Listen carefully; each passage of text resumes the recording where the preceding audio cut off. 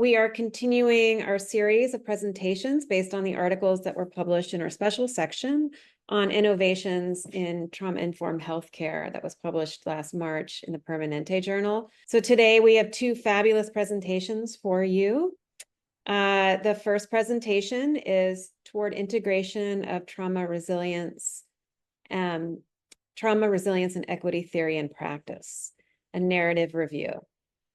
And our presenters are Sonu, who's an assistant professor of internal medicine and pediatrics at Emory University School of Medicine, Audrey Stillerman, who's integrative family physician and clinical assistant professor of family and community medicine at the University of Illinois, Chicago, and Pat Rush, who is an internal medicine physician. And I'm sure they can let you know a little bit more in detail. So I'll turn it over to you all. All right. Thank you, Ellen, for that introduction. Good afternoon, everybody. It's great to be here again. And I think this is my first time presenting, long-time listener, first-time presenter. But I'm glad to be able to talk a little bit about our work and this monumental effort that is a product of a lot of our passion and energy around this topic of trauma and efforts to advance health equity.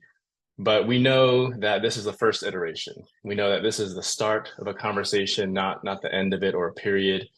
But hopefully, we can get through these slides and would love to have a very lively discussion. I think I'm hoping that this topic generates some conversations and ideas, and we can brainstorm together on ways to move this topic and conversation forward. So as Ellen mentioned, our topic is really trying to connect the dots between, or the space between, trauma, this idea of resilience, which I know is kind of a controversial term these days, and equity, and really link these terms both in theory and give clinicians, especially those in conventional healthcare settings, some kind of template for practice. So we did a narrative review, and our subtitle is called A Call for Consilience. This is our research team. There were 5 co-authors, and it was really a delight to work with such amazing and brilliant clinicians and researchers, educators, innovators. I have to mention that Audrey and Pat have been my mentors when I was in Chicago since 2016. And even when I moved down to Atlanta in 2018, we've stayed in touch. And so, I don't know, I kind of think of them as like my trauma topic pseudo moms. That's okay. I don't know if that's okay, but that's how I kind of think of our relationship. I just really value our relationship and really treasure their insight and wisdom in so many ways in my life. But this was our research team. We had a lovely time just dialoguing about this topic. It was so huge. I think maybe Pat can remind me, what we started with was not what we ended with in terms of our aspirations for this paper. And it was a challenge. I would say this is a topic that we didn't have a lot to go off of in the current literature. We were sort of synthesizing things as we were going, and it was, a lot of this process was iterative. So let me just jump right in and talk a little bit about why we did this paper, or the dilemma. So, despite a pretty widespread proliferation of research on trauma, resilience, and certainly health equity or health disparities, what we were all sort of individually experiencing or feeling was that a lot of these studies tend to be siloed, and they tend to focus on a single issue, a certain type of adversity or a certain level of adversity, without sort of having a perspective or linking it to other fields or other levels of scale. So I'll say that we in healthcare, or perhaps more specifically in medicine, we are late to the game of trauma and traumatic stress research. And many of us, myself included, became aware of this research after our medical training. I came to this work through learning about the ACE study. And for me, as my interest in the field has grown, as I've sought out to expand my own knowledge base, I learned that so many other fields like psychology, neuroscience, physiology, child development, even other healing practices with indigenous Eastern medicine, social sciences, so many other disciplines had already been exploring this topic and doing this work. So while at the same time, while a lot of this work is telling the same story, we're all kind of like that story of all, the blindfolded um, wise men who are touching different parts of the elephant, not realizing that they're all touching the same animal. We're all seeing it from our respective perspectives, and there's a lack of overall coherence or effort to bring this work together that we can apply in a clinical setting. Secondly, although we know that positive experiences seem to be equally powerful, if not more, as negative experiences, the field continues to prioritize and overemphasize the impact of trauma. And one way this plays out is, we just overfocus on the negative, which of course is only one side of the coin. And if we only focus on the negative, we're only focusing on that aspect of the human experience, we're really neglecting a whole lot of the whole breadth of rich factors that also make us and help define the human experience. Third, we know that clinicians, myself included, really struggle to put these concepts together and into a sensible way that makes sense in a patient care context. There is a robust relationship between historical and societal trauma and health disparities.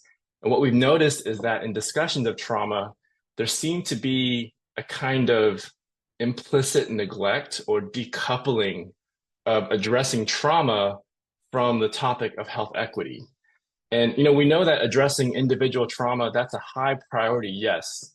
But if we only do that without recognizing the broader sociopolitical factors that have created and continue to maintain the conditions of adversity, we actually run the risk of inadvertently worsening disparities, because if the system doesn't change, addressing trauma only benefits those for whom the system doesn't already antagonize or harm. I hope that makes sense. So the reality is every one of us is unique. In our early discussions, our group identified some shared themes that we didn't necessarily see reflected well or emphasized specifically in the existing trauma literature. So first, we recognize this duality between our own individual and unique experiences. At the same time, we also recognize this realization that we had this realization that experiences universally shape and influence our bio and neurodevelopmental systems and the way that we regulate. So we have unique experiences, but these experiences all universally inform and shape our biology. Second, we recognize that one thing our group felt strongly about was to talk unashamedly about intersectionality and position it as a useful concept to guide patient care and patient interactions. A discussion about how to address trauma in clinical settings that doesn't recognize this is at risk actually for causing re-traumatization through marginalization, whether we realize it or not. And third, it's important to recognize the cumulative effect of experiences on health and well-being, which means as much as possible, we should broaden our lens to understand the breadth and the range of experiences our patients have, not just the adverse childhood experiences, the 10 things that occur inside the home, but really can we expand our understanding, our lens to be as inclusive as possible. And I would say that even though this is one of our aspirations in this talk, we know and we acknowledge that there's probably a lot of things. I think right now we didn't really address the experience of elders, or we didn't really dive into the literature on disabled or disability as a topic. So there are blind spots here that we have that we acknowledge and have yet to uncover. So going forward, how can trauma, resilience, equity science achieve its potential? One of our goals was to center our focus on this concept of consilience, which is the linking together of principles from different or unrelated disciplines. There is synergy in consilience in a bidirectionality. So consilience affirms the contributions of each individual discipline, but it also shapes the larger narrative. It effectively, reveals, going back to the blindfolded people example, that all of those people are touching parts of a whole that is the elephant. It helps us to recognize the whole that is the elephant, if that makes sense. So consilience can also inform innovations in the sense that it acknowledges that one discipline, for example, public health or biomedicine, doesn't have all the answers to such a large topic as trauma. So some steps that we identified to or that helped us identify consilience through this review were to identify common themes and roots, parallel work, parallel themes, and converging patterns of thought and data. And these are the things that informed the tables that are in the paper. At the same time, we wanted to acknowledge the unique contributions of each field. And so again, we're sort of thinking about this as a dual concept, that there are shared themes, but within each discipline or each body of work, there are unique aspects that we have to acknowledge.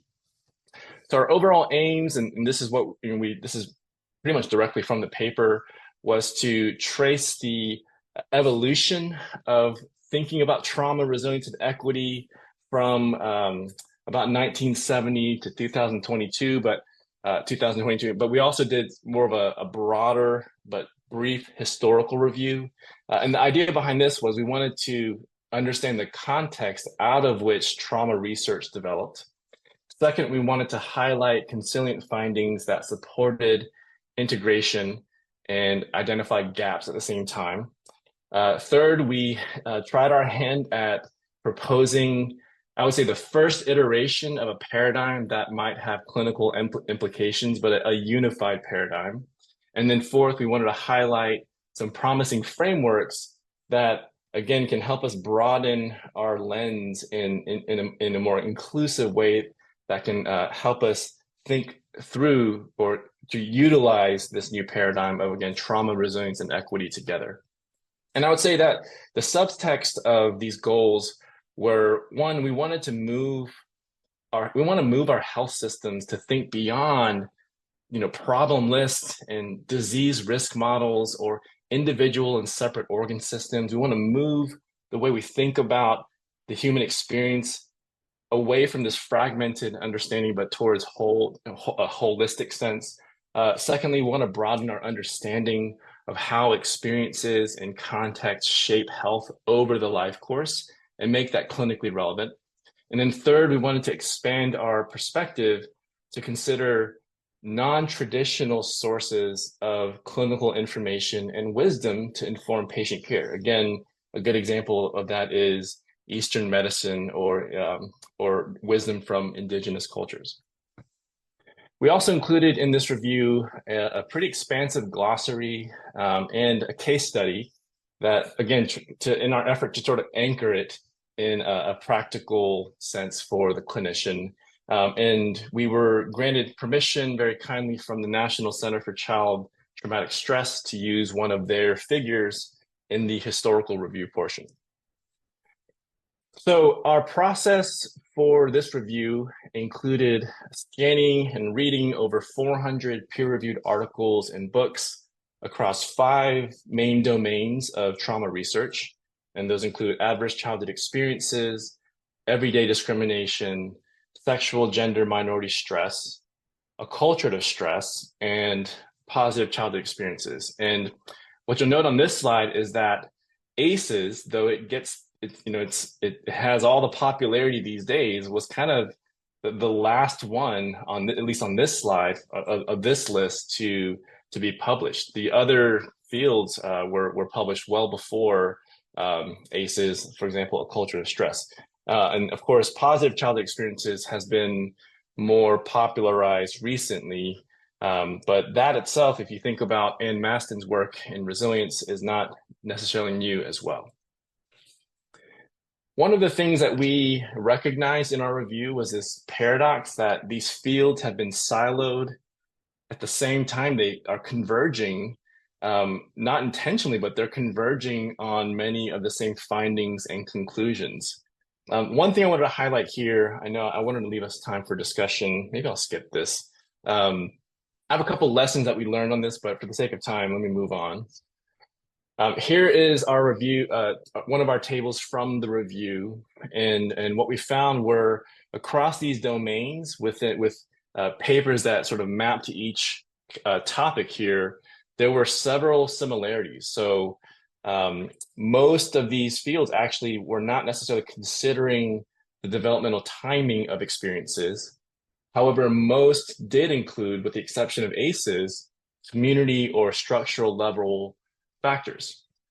Every one of these areas of trauma research included a specific assessment questionnaire, as well as they recognized or observed a dose response phenomena. All of these topics, to perhaps no one's surprise, but I think it does help to sort of appreciate the consistency here. All of these types of trauma or categories of trauma research have been found to be associated in a dose-dependent manner with a wide array of adverse health outcomes. The one that sort of is emerging in research right now is the benefit of positive childhood experiences. I think there's enough consensus to say that it probably does benefit physical health problems, but to what extent, how, the dose-dependent nature, I think all that remains to be understood. So sort of turning the corner here in an effort to build consilience or a sense of coherence with all of this work. Again, monumental effort. I think this is the start of a conversation, but we sought to identify some gaps and obstacles, some key concepts and actions.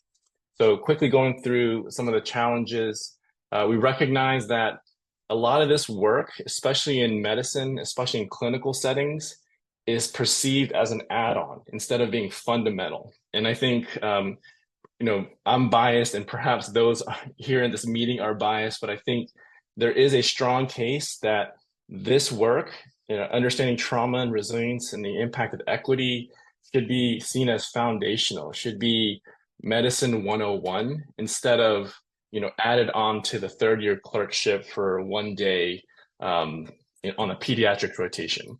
We also understand that these phenomena are seen as distinct rather than interconnected. So there is a relationship, again, if you think through that lens of intersectionality, where all of these types of experiences are not coincidental, but there are sociopolitical dimensions that create and maintain disproportionately who experiences certain types of trauma. We also tend to focus on individual experience while ignoring those structural historical factors. Again, that's more of in a clinical setting. And then I don't think we are quite there yet with understanding how we can promote those positive childhood experiences, PCEs, as primary prevention instead of, we tend to perceive them, at least in the pediatric world, as mitigating the impact of ACEs. Some key concepts, and I promise to be finished soon. I know I'm running short on our discussion time, but I guess here I'll just say that each person, we recognize that these intersecting identities are really important to understand. And I think the more that we as clinicians can hold space for these identities and find ways in the clinical encounter to understand them, to create an environment of safety where patients can express how their impact, how these identities have shaped and informed and impacted their lives, I think would be a valuable move forward. And yeah, I'll skip forward there. These are some of the models that we've thought we landed on in terms of how we can begin to integrate seemingly disparate topics and bodies of work into a coherent model. I don't think Pat and Audrey and I, or Kim or Jenny have anything sort of you know, permanent or coherent to offer just yet, but these are the things that we've been thinking about on this slide. And then moving forward, I think we do see this need to create a unified theory to frame research questions and do research intentionally through an interdisciplinary model to seek colleagues from other fields of work to embrace differences and interrogate our conventional wisdom and embrace the complexity that is the human experience. Okay, I know that was a crash course. Thank you so much for your attention. And yeah, I'd love to hear your thoughts and reactions